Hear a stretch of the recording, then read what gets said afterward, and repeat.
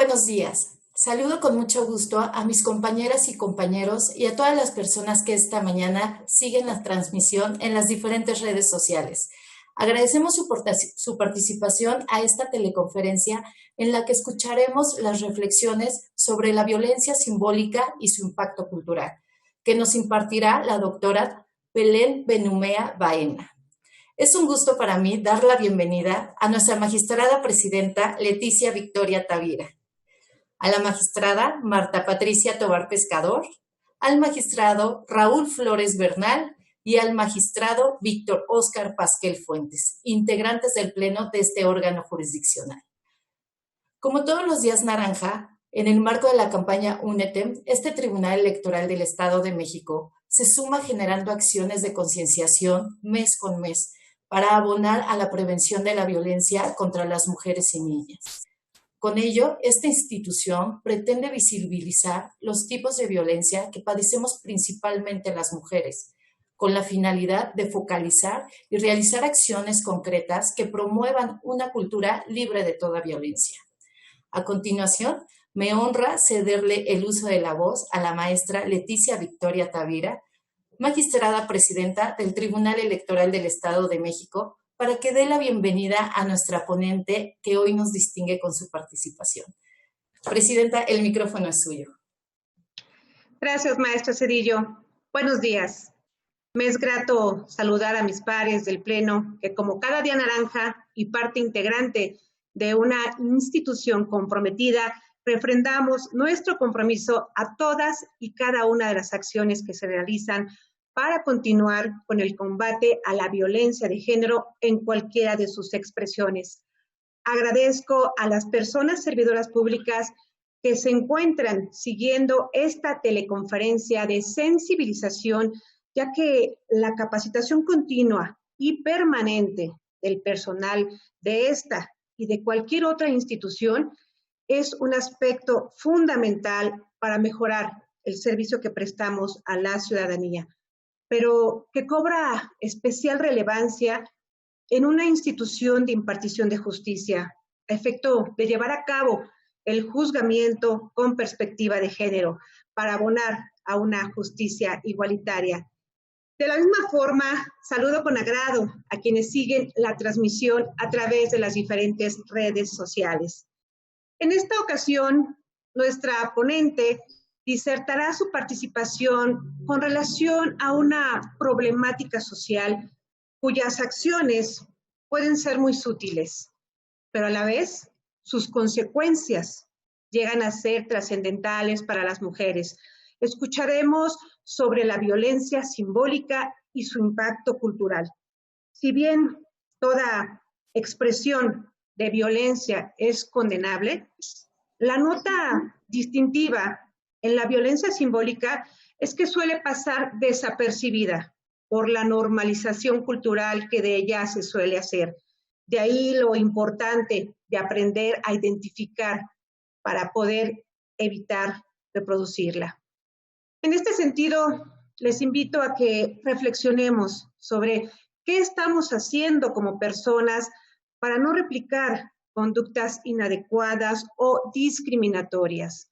Por ello, el día de hoy nos reunimos para escuchar con atención las aportaciones de la doctora Belén Benumea Baena, una destacada mujer mexiquense ocupada en compartir sus conocimientos para coadyuvar a la igualdad sustantiva.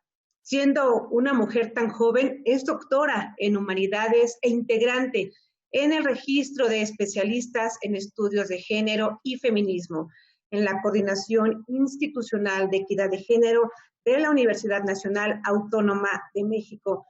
Doctora Belén Benumea, reciba la más cordial bienvenida en este espacio virtual.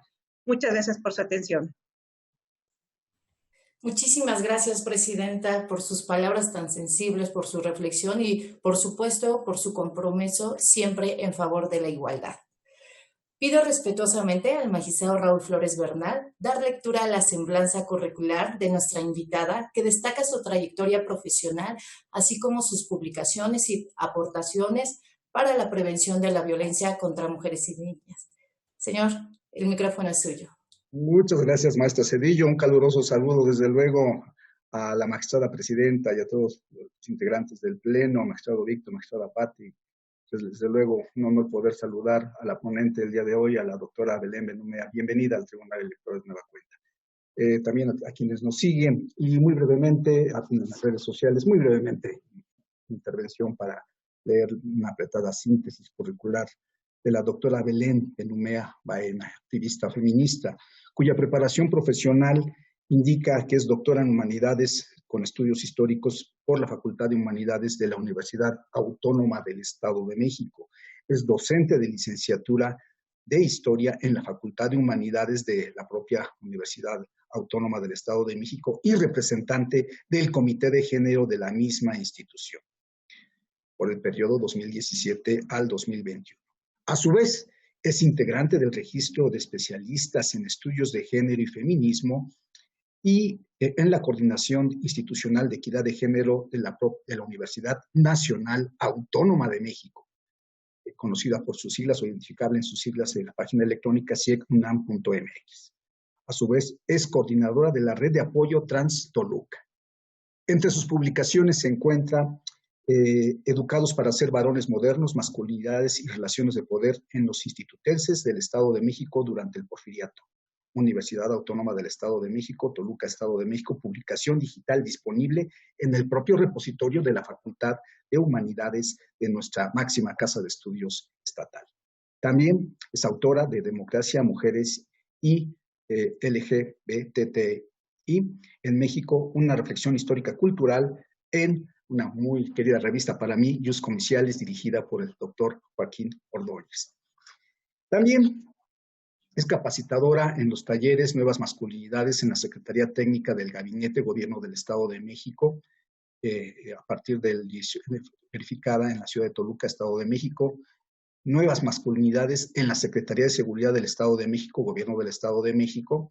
Instructora y diseñadora curricular en el curso de prevención de la violencia contra las mujeres por parte del Instituto de Profesionalización para Servidores Públicos del Gobierno del Estado de México, curso Masculinidades Libres de Violencia de la propia Universidad Autónoma del Estado de México, verificado el 11 de octubre al 14 de noviembre de 2021.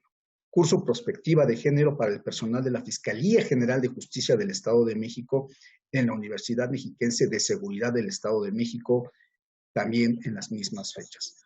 Desde luego que es un honor para nosotros poderla recibir aquí en la Casa de la Justicia Electoral Mexiquense. Muchas gracias. Muchísimas gracias. Agradezco bastante la invitación.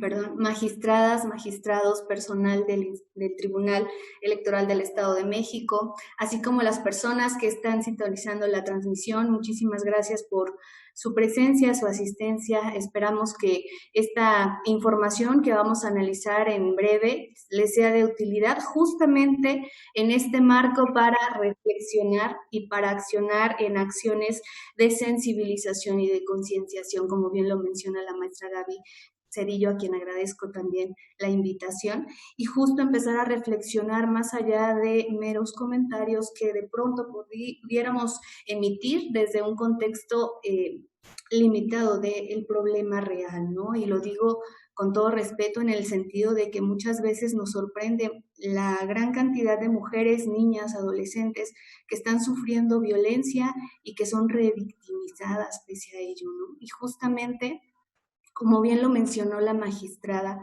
la presidenta, ¿no? Es fundamental tener esta información para ser conscientes, ¿no? Tener esa conciencia del por qué en muchas ocasiones, en la mayoría de las veces, las víctimas no salen de ese círculo de violencia. ¿Qué pasa? Ya tenemos leyes que hablan de la tipificación de las violencias, ya tenemos más información al alcance y aún así nos enfrentamos a situaciones que nos ponen en una circunstancia de cuestionarnos constantemente, incluso de reflexionar si realmente está funcionando. Retomando, y de pronto no comprendemos cómo es que ya a partir de las leyes de pronto encontramos situaciones de violencia en donde es reiterativo caer o no salir de esos ciclos de violencia. ¿Qué pasa? ¿Qué sucede? Nos enfrentamos ante una situación, un proceso de siglos, y aquí voy a hacer énfasis a las cuestiones históricas, de estructuras culturales propiamente, actitudes, comportamientos, valores, prejuicios, que se fueron configurando y normalizando, como bien lo decía la magistrada presidenta, ¿no? Se normaliza la violencia y, de hecho, en algunos aspectos y procesos se romantiza la violencia, y entonces no solamente es asumir situaciones complejas de violencia como es normal, es lo natural, es lo que debe de ser, sino que aparte se exalta o se ensalza el ejercer la violencia en diferentes contextos, ¿no? Y en función de ello, ya entrando en materia de información, quiero comentarles que lo que les voy a compartir a continuación forma parte de un aspecto dentro de mi investigación que realicé en estudio de masculinidades y en la configuración del sistema patriarcal, justamente donde la violencia simbólica está muy presente, y lo vamos a ir reflexionando en función precisamente de este ejercicio de sensibilización y concienciación en función del día contra la violencia hacia las mujeres y niñas, ¿no? Y vamos a entender precisamente, ahí me confirman si ya se puede ver la pantalla, por favor. Gracias, Presidenta. Entonces, en función de ello, tenemos justamente algunos conceptos importantes. Para poder tener esa conciencia, para poder seguir con el proceso de sensibilización, pues es importante tener la información a la mano.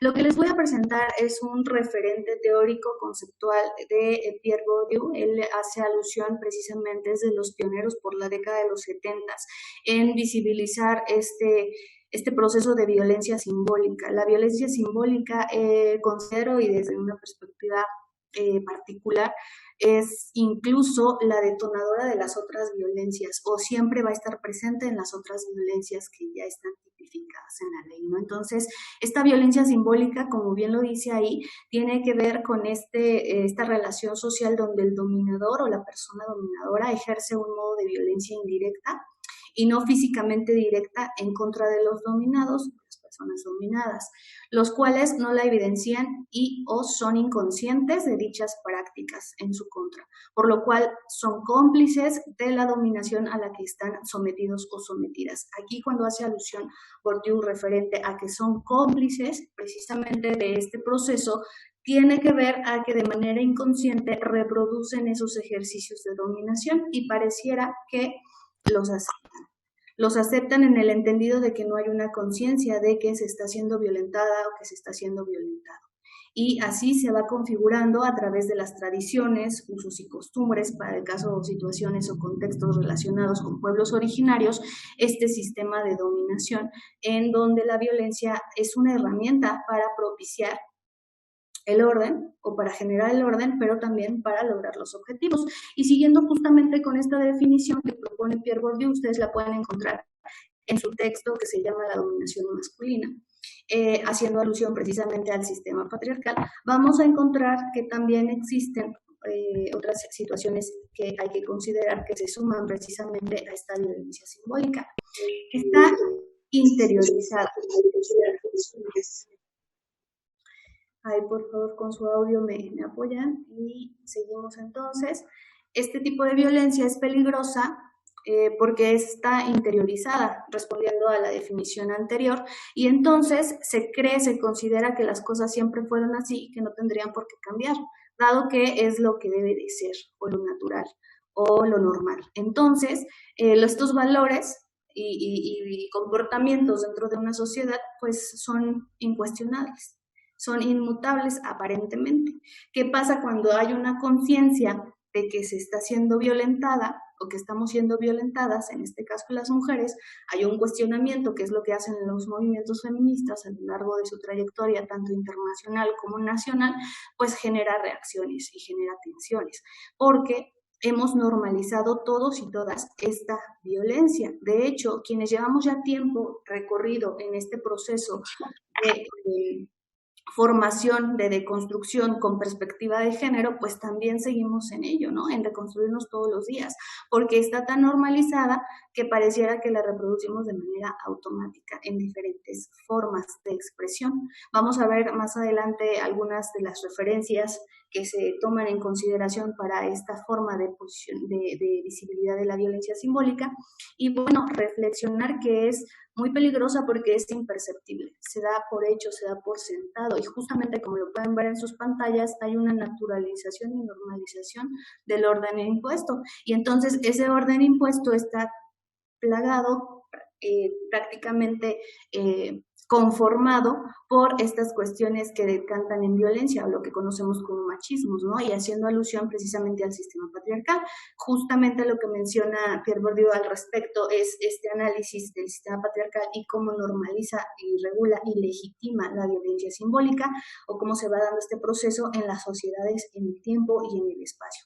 Y entonces así se va justificando estas manifestaciones de desigualdad social, porque es lo normal, porque tiene que haber en algún punto de la historia sociedades más civilizadas que otras y que sometan a otros grupos. Eso es lo más normal, ¿no? Es lo tradicional. Incluso si hacemos una revisión histórica, prácticamente la historia oficial es lo que ejemplifica, ¿no? La superioridad del más fuerte, o el más fuerte sobrevive, en esta tónica incluso del darwinismo social, donde se hace una comparación y adaptación de la doctrina propuesta por Darwin, pero ahora a la sociedad, y solamente los más fuertes sobreviven. Y ahí justamente donde se refuerzan estos elementos de dominio, de dominación, de ejercicio, de imposición del poder, mejor dicho, sobre otros grupos. Y ahí se van configurando ya con una perspectiva de género, pues se exacerban estas relaciones interpersonales entre hombres, mujeres, y cómo se van desarrollando situaciones de violencia.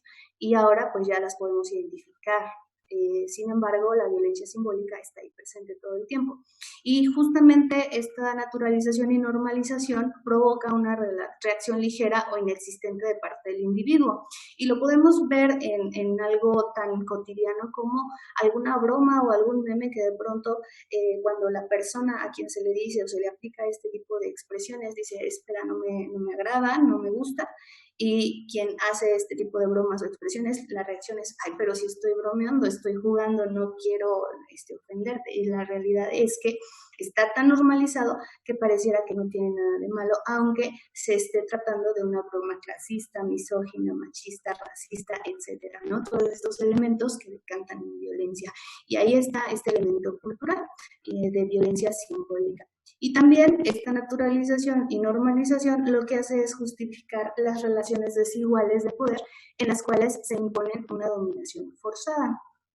Y va desde la configuración de pueblos, ciudades, naciones, hasta las prácticas interpersonales entre hombres y mujeres, y por supuesto haciendo alusión al marco en el que se está dando este ejercicio reflexivo, pues propiamente hacia las mujeres, considerando históricamente lo femenino o a las mujeres como algo que no tiene valor, que es un objeto o que son objetos y que al fin están ahí para la satisfacción masculina, ¿no? Y entonces también se van reproduciendo estos esquemas de dominación forzada y también legitimada en diferentes contextos como algo natural. Justamente hace un momento estaba en una capacitación con personal docente y decía una maestra, dice, yo vengo de una comunidad indígena y por ejemplo este tipo de charlas me serían muy útiles a mí para poder empezar a accionar con las niñas y las jóvenes.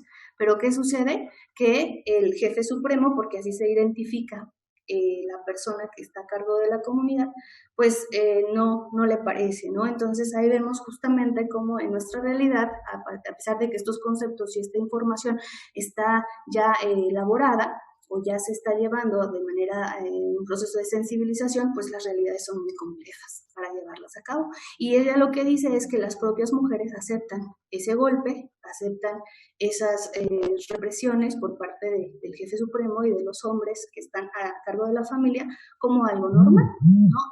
Me lo busqué, no cumplí, no tuve su comida a tiempo y por eso me golpeó.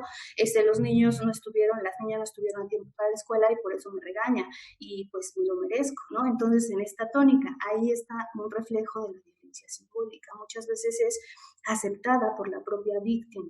Hay una inconsciencia, no en un término peyorativo, sino que no se tiene conciencia realmente de lo que es la violencia.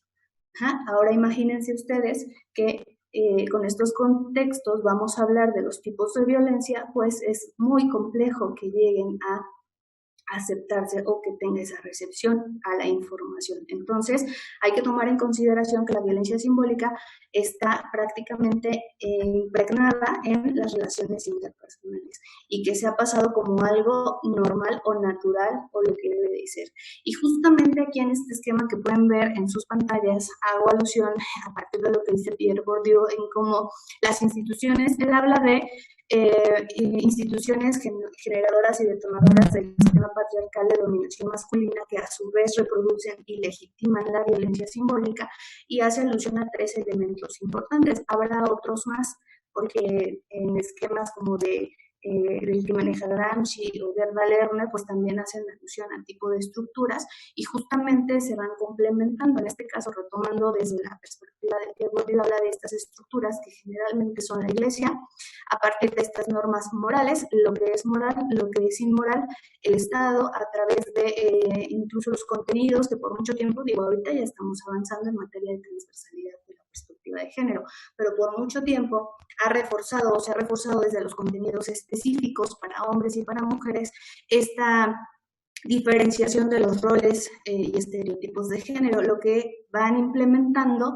y arraigando más esta violencia simbólica. Y el ejército, ¿por qué el ejército? Bueno, si ustedes hacen un recorrido por la historia de México, vamos a encontrar que todo el siglo XIX hay constantes enfrentamientos de carácter bélico, militar, en donde se va configurando de alguna manera esta tendencia a la violencia como herramienta para solucionar conflictos, problemas o para obtener ciertos beneficios, ¿no? Y entonces, en esa lógica se va de manera simbólica haciendo alusión que a través de la violencia puede generarse un reconocimiento, ¿no? Y eso no solamente se queda en estos procesos históricos de guerra de independencia, de establecer leyes, constituciones a través del tiempo, ¿no? Sino que en las prácticas meramente cotidianas se ejerce esa violencia, se impone esa violencia para poner orden. Y en ese tipo de prácticas cotidianas,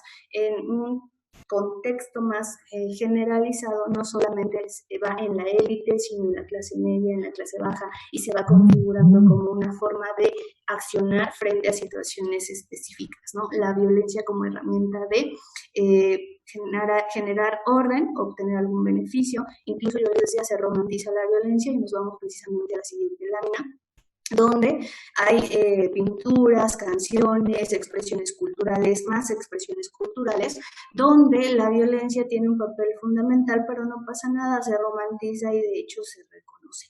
Entonces, aquí el objetivo no es que empecemos a juzgar los procesos históricos desde una perspectiva actual, sino qué se puede hacer para empezar a reconfigurar estos procesos entre generando relaciones más equitativas e igualitarias y que limitemos la reproducción de la violencia simbólica como algo normal o natural, ¿no? Y precisamente haciendo alusión a este ejercicio reflexivo, pues es una buena herramienta para empezar a visibilizarlo y empezar a accionar y también y sobre todo comprender porque no es tan fácil que una persona, o en este caso mujeres, niñas, adolescentes que están en situaciones de violencia, no logren salir definitivamente de círculos de violencia tan complejos, porque todo esto se está configurando o está configurado en nuestro inconsciente. Entonces lo vamos reproduciendo, ¿no? Y bueno, la violencia simbólica se puede visibilizar a través de mitos, rituales, prácticas discursivas, esta parte de cómo nos comunicamos y cómo gira nuestro discurso, ¿no? Ahí también se puede ver este tipo de violencia simbólica, cómo me estoy comunicando, cuál es la tónica de mi discurso todo el tiempo, y el discurso no necesariamente es oral, puede ser escrito, incluso en las imágenes, que es algo que después vamos a identificar como comunicación sexista, porque justo ahí es donde hay este referente, hay un esquema establecido, por ejemplo, de belleza, y esto por dar un ejemplo, de belleza, y finalmente esos esquemas de belleza no aplican para todas las mujeres y que genera tensión, inseguridad, y vamos ahí a analizar otro proceso que va de la mano que se llama techo de concreto, ¿no? Que son propiamente estas inseguridades que nosotras mismas asumimos que tenemos y que limitan nuestro desarrollo integral como mujeres, en este caso. desde bien jovencitas, desde bien niñitas, hasta pasando desde las etapas de las mujeres, ¿no? Desde las infancias, las juventudes, adolescencias, hasta ser adultas y adultas mayores. Este esquema de violencia simbólica a través de las prácticas discursivas se ven reflejadas en esas inseguridades y en esa falta de autonomía, en esa falta de autoestima, porque el sistema completamente te está diciendo que debes de ser o tener tal o cual figura, de estos esquemas de estética. Esto es por un ejemplo, es tan solo un ejemplo de otros esquemas donde se hace ejercicio de esta violencia simbólica y se ve reflejada en otras prácticas tradicionales, porque también tiene que ver con las tradiciones. Y justo siguiendo con el análisis, vamos a ver ahí en su pantalla que tiene que ver con estructuras cognitivas y con los hábitos, estos hábitos que pasan a la tradición. Ahora ya es un delito, pero anteriormente el que se robaran a la mujer, a la muchacha, a la niña, era una tradición, ¿no? Estas cuestiones de actitudes y comportamientos, así como los matrimonios desiguales. Generalmente se daba esto, ¿no? Los matrimonios arreglados, en nuestra historia está plagada de matrimonios arreglados. Luego estas prácticas culturales tradicionales que no nada más se dan en el espacio urbano, sino también en los espacios rurales y zonas conurbadas y también en los pueblos, ¿no? Se roban a la muchacha y es lo que les decía, y no pasa nada, pues es la tradición, y de hecho lo platican muy normal. Si ustedes platican con personas de esas generaciones, se van a dar cuenta que lo dicen de manera muy normal, porque eso era lo normal, ¿no? Lo tradicional, lo que se esperaba, de que se robaran a la niña y luego llevaban el contento, y los padres y madres de familia o personas que cuidan aceptaban esas tradiciones. O sea, había una incomodidad al inicio, pero al final decían, no, pues así es la dinámica, y en muchas zonas de la República pues se sigue llevando a cabo, lamentablemente. ¿Y qué pasa? Que no hay un consenso de las niñas, de las adolescentes, y eso es violencia. Pero la violencia simbólica manifestada en las tradiciones genera una aceptación social, y lo cual también genera una presión social de ese tipo de prácticas, por ejemplo. Y entonces así se va configurando en esos comportamientos, tan solo por mencionar algunos casos. Y justo viene esta otra parte, como pueden ver en la imagen, donde hay esta diferenciación de sexo, lo que visibiliza Gayle Rubin, una feminista radical de la década de los 60, donde habla del sistema binario y donde dice, y hace alusión a este sistema sexo-género en donde existe un deber ser hombre y un deber ser mujer. Ahí también hay gran carga de violencia simbólica, y creo que todas y todos ustedes, a través de estos procesos de sensibilización y de reflexión que han tenido en diferentes momentos, pues ya tienen referentes de qué va, ¿no? De estos roles de género, en donde incluso si volvemos a la violencia simbólica y reflexionamos los colores, un color tiene más significados que el simple hecho de ser el color, ¿no? El rosa, el azul, nos habla de un sistema binario. Y no es que esté mal utilizar el color rosa o que nos guste el color rosa o el color azul, es que eso es lo de menos. Lo que hay que reflexionar es toda la carga cultural y de valores y de violencia simbólica que hay alrededor de esos colores, ¿no? Porque como lo ven ahí en la imagen, que coloco el ejemplo de los 41, dice la época, la prensa de la época, estos son términos de la época, 41 maricones, ¿no? Ya desde ese momento estamos en 1901 y hay una tendencia de violencia discursiva hacia las otras identidades, dicho sea de paso, no nada más para las mujeres, sino también para otras identidades. Y así se va configurando nuestra historia, porque eso también es historia de México. Entonces, ¿qué pasa? Que se normaliza, y entonces el término, retomando este ejemplo, el término maricón, pues en la actualidad es de uso común y cotidiano cuando se está dañando la integridad de una persona por su identidad de género y su orientación sexual, en todo caso, ¿no? Entonces, eso también es importante reflexionarlo, que no nos quedemos con esta parte de es una broma, no lo quise decir intencionalmente, pues es que así se dice, es que así va, cuando en realidad pues hay un fondo más complejo de dónde provienen estas expresiones. Y justo también la violencia simbólica se expresa por medio de mensajes, valores, íconos o signos que transmiten y reproducen relaciones de dominación, desigualdad y discriminación en las relaciones sociales que establecen entre las personas y naturalizan en la subordinación de la mujer en la sociedad. Ustedes ven ahí la imagen, mientras una mujer está siendo educada en este esquema del deber ser mujer, muy adecuado al ámbito privado, íntimo incluso, de las labores o los deberes que debe de tener la mujer. Por otro lado, tenemos estos esquemas que ya a partir de los movimientos feministas y del cuestionamiento y la conciencia que tienen las mujeres de que no solamente es este tipo de educación la que quieren, la del hogar, sino que quieren o tienen otras aspiraciones, se empieza a cambiar esa versión o esa forma de educar a las jóvenes, a las niñas, pero no es en todos los casos, o sea, son casos notables que trascienden y que son cuestionados y que son estigmatizados, y no solamente por varones, porque hablaríamos o pensaríamos, no, pues que el sistema patriarcal, los varones son quienes están reproduciendo la violencia, sino también otras mujeres que están inmersas en el sistema patriarcal y que no están de acuerdo con que las mujeres tengan esa libertad sobre sus cuerpos, sus aspiraciones y las motivaciones que les impulsen a salir adelante. Entonces, ahí vienen otros procesos de violencia simbólica en el hacer presión para que, en este caso, las jóvenes y las mujeres adultas cumplan con estos estándares del deber ser femenino, y en frases tan culturalmente aceptadas o tradicionales, y no me dejarán mentir, lo han escuchado todas y todos ustedes. ¿Y cuándo te vas a casar? Ya se te está pasando el tiempo, ¿no? Para tener hijos. ¿Cuándo vas a hacer tu vida? Ya tienes 30 años y no te has casado y no tienes hijos. Y no estamos aquí en una tónica para decir que el tener hijos, casarse esté mal, sino que no sea una imposición. Ese es el ejercicio reflexivo, una imposición, y que al final este tipo de situaciones son reflejo de la cultura mexicana y latinoamericana en general, ¿no? Reproduciendo estos esquemas de el deber ser femenino a partir de expresiones de violencia simbólica. Y entonces, ¿qué pasa? Que aquellas mujeres que todavía se encuentran en esta, ¿cómo decirlo?, falta de información sobre sus derechos, sobre su autonomía femenina, pues caen justamente en este tipo de situaciones de violencia, ¿no? Y asumen, si es cierto, ¿qué voy a hacer? No soy lo suficientemente, todavía no me realizo como mujer.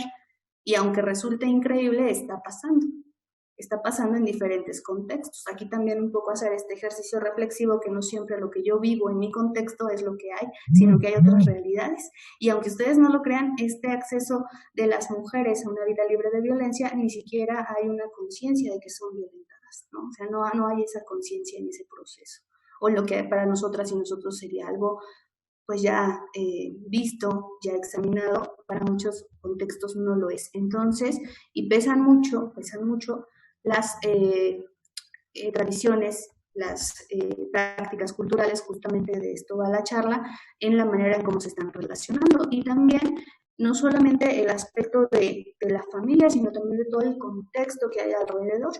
Y aquí ya entrando a ejemplos de violencia simbólica, quiero comentarles, no son los únicos, son algunos de los que podemos estar familiarizados, y también hacer este ejercicio de concienciación y de sensibilización para, o a partir de la información, ¿no? Justamente un ejemplo es mostrar en medios de comunicación o publicidad a las mujeres en situaciones de subalternancia y violencia, pero esto no es algo frecuente actual, ¿no? O sea, sí es frecuente, pero no es actual, o sea, es de tiempos anteriores. Es lo que yo les decía, que la violencia se romantiza y se plasma en obras de arte, ¿no?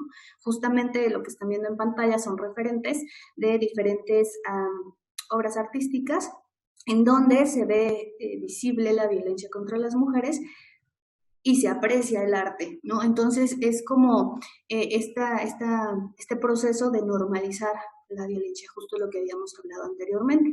Y estos ejemplos o estos elementos pasan en el tiempo y en el espacio como, bueno, no pasa nada, es simplemente una imagen, una figura, yo no le veo mayor conflicto, pero viene justamente para reflexionar en qué momento estamos o si seguimos precisamente reproduciendo estos esquemas. Es imperceptible, por eso es de las violencias más peligrosas, porque es imperceptible. Incluso no nos damos cuenta en qué momento estamos violentando a las personas y en qué momento nos están violentando también. Esa es otra, por la violencia simbólica. Y justo avanzando en más ejemplos, aquí Les muestro justo el siguiente caso, donde dice señalar que los cuerpos de las mujeres no son estéticamente bellos y que necesitan ser modelados y camuflados. Yo hablaba precisamente de estos estándares de belleza que establece el sistema patriarcal con ciertas medidas, ciertas características fisionómicas, y justo no es de ahorita, o sea, viene de siglos. Están viendo revistas de moda de inicios del siglo XX, pero ya desde el siglo XVIII, siglo XIX ya existía, ¿no? Y en donde la mayoría incluso no solamente van con la figura, sino con el color de la piel, teniendo como esquema que el color blanco de la piel era el estándar, era lo mejor que había, ¿no? Incluso ahí dice en la segunda imagen, crema para blanquear. Y entonces, ¿qué pasa con aquellas mujeres que no tienen una tez blanca? Empieza toda esta cuestión de violencia, de falta de autoestima, de insensibilidad por parte de la sociedad en estas situaciones. Y también se están mezclando otras situaciones fuertes, otras problemáticas de racismo y de clasismo, ¿no? Entonces va de la mano, y también esto incluso es un referente, no es el único, de cómo se va configurando esta violencia simbólica. Entonces, para que tengan ustedes un ejemplo desde la historia hasta nuestros días, ¿no? Y que es complicado porque abarca siglos, no nada más es una cuestión de tendencia, sino que ella viene como parte de lo que nos enseñan, lo que es bello, estético, lo que debe de ser, en el caso de las mujeres. Perdón, y aquí quiero hacer un paréntesis para reflexionar algo bien importante. No sé si ustedes han escuchado del techo de concreto, y va en función de ello, ¿no? De todas estas cuestiones que hablan de la inseguridad que puede tener la mujer, incluso las niñas, las adolescentes, mujeres adultas mayores, respecto a su potencia, y que incluye también estas limitaciones de carácter de, en torno a su autoestima, a la seguridad, porque el sistema todo el tiempo está diciendo que no eres lo suficientemente bella, suficientemente inteligente, suficientemente racional, hábil, etcétera, todas estas cualidades. Entonces lo que sucede es que esta violencia en el discurso, esta violencia simbólica, se asume como real, y muchas mujeres empiezan a perder su autoestima por esto, ¿no? Y de ahí que cobra importancia esta otra parte que viene del empoderamiento femenino. ¿Por qué hablamos de empoderamiento femenino? Pues porque los recursos internos de muchas mujeres están obsoletos, no existen, están invisibilizados. Y entonces, para recuperar esos elementos de personalidad, de autoestima, de libertad, de alegría incluso, pues es necesario hacer un proceso de sensibilización y de capacitación, y otra vez viene esta parte de empoderamiento, porque están limitados. Y esos son productos, o es producto de la violencia simbólica, de lo que el discurso, ya sea de manera oral, con las personas con quienes te rodean, específicamente la pareja, la familia, las amistades te están exigiendo, y también lo que ves en los medios de comunicación y en todo el aspecto cultural que te rodea. Entonces, eso también influye bastante en estas situaciones de inseguridad. Y justo, pues ahí también se ve reflejada la violencia simbólica. Y avanzando con los ejemplos, nada más para ir cerrando, el lenguaje que tradicionalmente tiene tintes machistas y racistas, clasistas, etcétera, que generan violencia. Y aquí tienen algunos elementos, no le voy a dar lectura a todas las expresiones, pero seguramente lo hemos escuchado y no ha pasado nada, ¿no? O sea, es como, bueno, pues no se lo dije en mal plan, no fue mi intención, es una broma, ¿por qué te pones así? Ay, pues si hasta tú lo has dicho, ¿no? Entonces, ese tipo de expresiones que generan violencia, y que ahí es un reflejo claro, ¿no? Justo esta parte donde dice, ¿por qué siempre te vistes así? ¿Qué se me hace que te gusta andar de loca? Y incluso ahí podemos ya identificar referentes con esta violencia psicológica, por ejemplo, y que va involucrada, o que tiene estos tintes de violencia simbólica en la intención, en la frase, en lo que implica, ¿no? Y bueno, otra parte, acá otro ejemplo, así como estás, nadie te va a querer más que yo. Y empieza a generar en la víctima, o en las niñas, en las adolescentes, en las mujeres adultas, estas inseguridades. ¿Tú crees que vas a poder salir adelante sola? Y está muy vinculado también con violencia económica o violencia patrimonial, ¿no? Aparte de violencia psicológica. Por eso les comento que la violencia simbólica está presente en todos los tipos de violencia. Y es importante no perderla de vista, porque se romantiza o se asume como lo que debe ser o lo normal. Y justo ya en esta tónica un poco más reflexiva, haciendo alusión al aspecto reflexivo, ¿qué podemos hacer?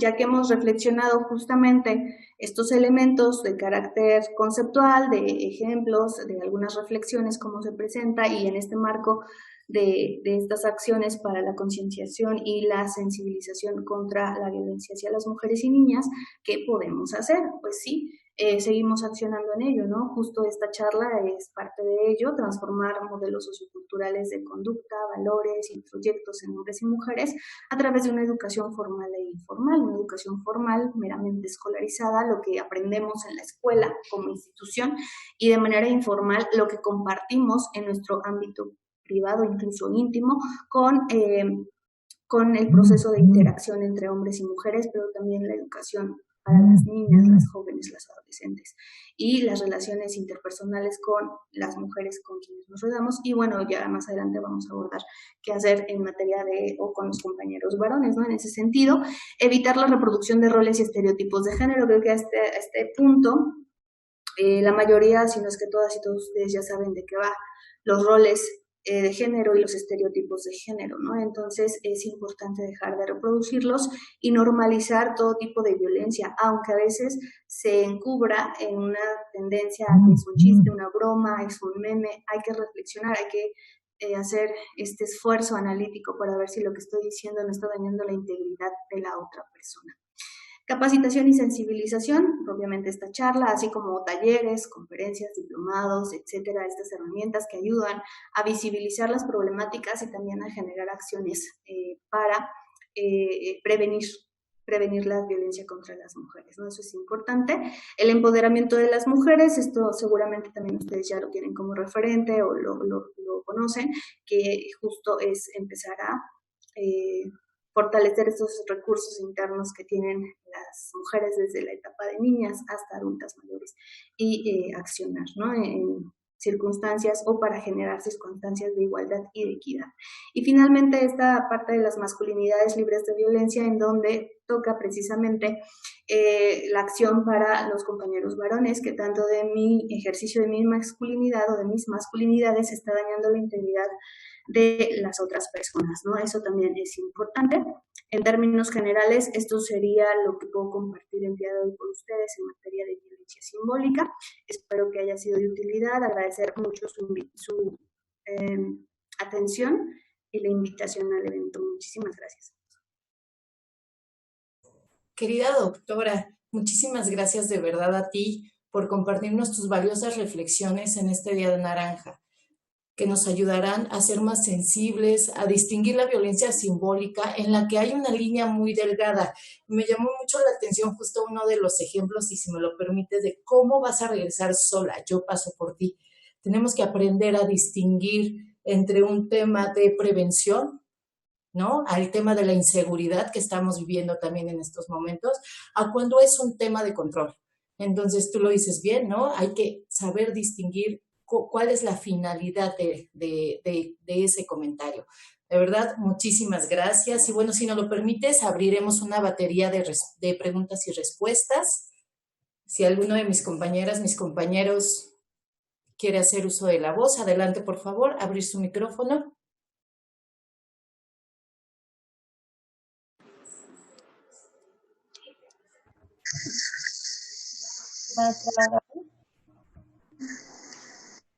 Buenas tardes, mi nombre es Patricia Ceballos Valdés y quisiera que nos comentara qué consecuencias tiene el que se ejerza la violencia simbólica en contra de la mujer.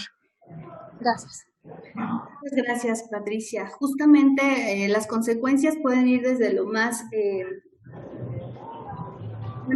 las limitaciones que una misma se pueda poner al no lograr sus metas y objetivos, al no trascender en algunos proyectos que a lo mejor ya habíamos planteado, por estas limitantes de a lo mejor no soy lo suficientemente fuerte, racional o no me va a salir bien, siempre esta inseguridad, hasta situaciones de violencia en este ciclo de la violencia que lamentablemente termina en feminicidios, ¿no? Por ejemplo, en estar en relaciones de codependencia, relaciones violentas que no culminan del todo en salirse de ese círculo, sino a estos grados máximos de violencia machista contra las mujeres. Muchas gracias. Con gusto. Muchas gracias, maestra Patti. Gracias, doctora, por la respuesta. ¿Alguna otra persona que desee hacer una pregunta? Buenas tardes. Su servidor Juan de Dios Mejía. Quisiera preguntarle, doctora, ¿cómo se expresa la violencia simbólica en la relación de pareja? Claro, siempre hay un ejercicio, muchas gracias por la pregunta, siempre hay un ejercicio de querer imponer y de subordinar, ¿no? En ese sentido, donde en este caso el varón, si hablamos de pareja, o la pareja que es agresora, está impulsando a la víctima o a la mujer a que cumpla sus expectativas todo el tiempo de él o de la persona agresora, y que todo lo que ella entiende por violencia o que se pudiera vincular con violencia lo viera de manera natural, ¿no? En este caso estas frases, y creo que ahí en la imagen donde enlistaba diferentes expresiones, son constantes en la relación, ¿no? Necesitas ir al gimnasio porque ya te descuidaste. ¿Dónde estás? Necesito saber dónde estás, y ya se convierte en una situación de acoso, ¿no?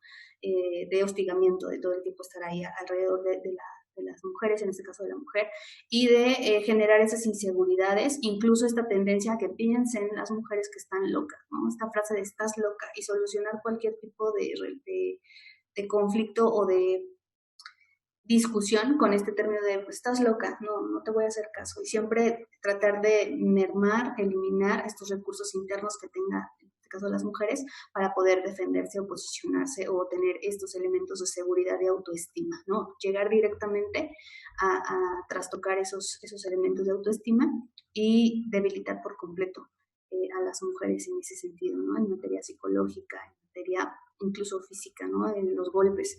Entonces, eso es, hablábamos de que es importante considerarlo desde la violencia simbólica porque pareciera que es imperceptible y lamentablemente muchas mujeres lo ven como algo normal o lo que así debe ser.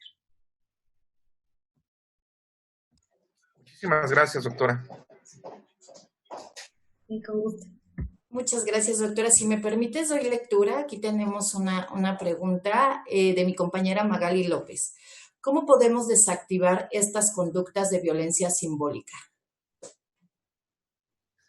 Primero que nada, cualquier tipo de expresión en el discurso en sus diferentes formatos que involucren violencia, es decir, denigrar o hacer mofa o burla de otra persona o pues sí, de otras identidades, eliminarlo, ¿no? No tendríamos por qué ocupar las identidades o la cuestión de la integridad de las otras personas como broma o como chiste o como burla, ¿no? Eso de inicio, y luego empezar a reforzar, utilizar las herramientas con las que contamos de sensibilización, esto que estamos haciendo en este ejercicio reflexivo, acudir a esas instituciones que pueden dar esta vinculación de atención y prevención, sobre todo la prevención, para dejar de reproducir roles y estereotipos de género, ¿no? Eso también es muy importante. Dejar de exigirles a las niñas desde bien pequeñitas que deben de ser así por ser niñas, y a los niños que deben de ser de tal o cual manera por ser niños, y seguir reproduciendo estos esquemas de lo femenino y lo masculino con tintes de violencia, ¿no? Entonces, empezar desde ahí, por supuesto, un trabajo permanente de comunicación y de vinculación con las instituciones encargadas de dar esos servicios, ¿no? De, por ejemplo, empoderamiento femenino para las mujeres, trabajo de deconstrucción hacia masculinidades libres de violencia. Ya hay las herramientas, ya están las instituciones, entonces hay que hacer uso de estas. Si me cuesta trabajo a mí de manera individual identificar, pues entonces voy a algún taller, alguna charla que me den las herramientas para identificar qué puedo hacer, en qué momento puedo identificar que estoy siendo violento o que estoy siendo violenta y no generarlo más, ¿no? Esas son algunas de las medidas que podemos implementar. Muchísimas gracias, doctora. Una pregunta más, si me lo permites. Sí, claro. Muchas gracias. Hasta Gaby, me gustaría formular una pregunta. Adelante, Lau, por favor. Doctora, muchas gracias por su excelente conferencia. Yo quisiera saber por qué existe tan poca información sobre este tipo de violencia. Estoy sincera que poco no conocía de ella. Sí, claro. Gracias, Laura. Pues justamente porque la transversalidad de la perspectiva de género y todo lo que implica precisamente información referente no solo a la violencia contra las mujeres, sino también estos procesos culturales de identidad de género que tienen que ver con las masculinidades, poblaciones de diversidad sexogenérica, feminismos, todo lo que implica género, pues es algo relativamente reciente en la difusión para la prevención, ¿no? Es justamente vamos avanzando en ese camino de sensibilización y de capacitación y pareciera que estas herramientas y estas estrategias son recientes, aunque ya en términos de investigación y de generación del conocimiento, en este caso como el que les presenté ahorita, pues ya tiene un poco más de tiempo, ¿no? Entonces ahorita el reto es precisamente seguir con estos ejercicios de reflexión a partir de estas charlas o de talleres o de todo lo que se pueda implementar para prevenir sobre todo situaciones de violencia, ¿no? Estamos hablando en esta sala específicamente de las niñas, adolescentes, mujeres adultas, adultas mayores, pero también trabajar, y es muy importante, por ejemplo, con el proceso de las masculinidades o todo lo que implica en materia de información con las poblaciones de diversidad sexogenérica, porque a final de cuentas estamos hablando de liberarnos de esas formas de violencia que podemos ejercer, y justo la violencia simbólica a lo mejor ha tardado un poquito más en visibilizarse porque se ha normalizado. Se ha normalizado, se ha romantizado y pues no se ha puesto como que énfasis en que a veces es muy sencillo emitir, lo que yo les decía, emitir una postura sin saber que hay detrás todo un conjunto de actitudes, valores, estereotipos, introyectos que se han pasado en el tiempo y en el espacio como lo que debe de ser o lo normal. ¿Se puede una última pregunta? Claro, por favor, adelante. Bueno, primero que todo, muchas gracias por la oportunidad de escucharte. De verdad fue un gusto. Me considero que soy un hombre en proceso de construcción. He leído bastante acerca de distintas teorías y distintas autoras. Y tengo una duda. Últimamente estuve viendo lo de la brecha salarial, ¿no? Que claramente es una violencia de género muy clara en el mundo corporativo, tanto público como privado. Pero comencé a ver una teoría que hablaba de que la brecha salarial no es tanto por ser mujer, sino más bien por ser mamá. De hecho, con números se registraba de que las mujeres, realmente la diferencia del salario entre hombres y mujeres era muy mínima. La diferencia se ampliaba cuando pasaba a ser madre. Entonces, la brecha salarial, ¿tú dirías que va más por ser madre que por ser mujer? Pues en primer lugar, gracias por las palabras y por la participación. En ese sentido, yo tendría que revisar esa teoría para poder tener una reflexión más amplia con base en los criterios. Sin duda, no voy a asumir una postura al respecto, pero sí puedo decir que el hecho de tener maternidades o ejercer la maternidad sí implica prácticamente un trabajo.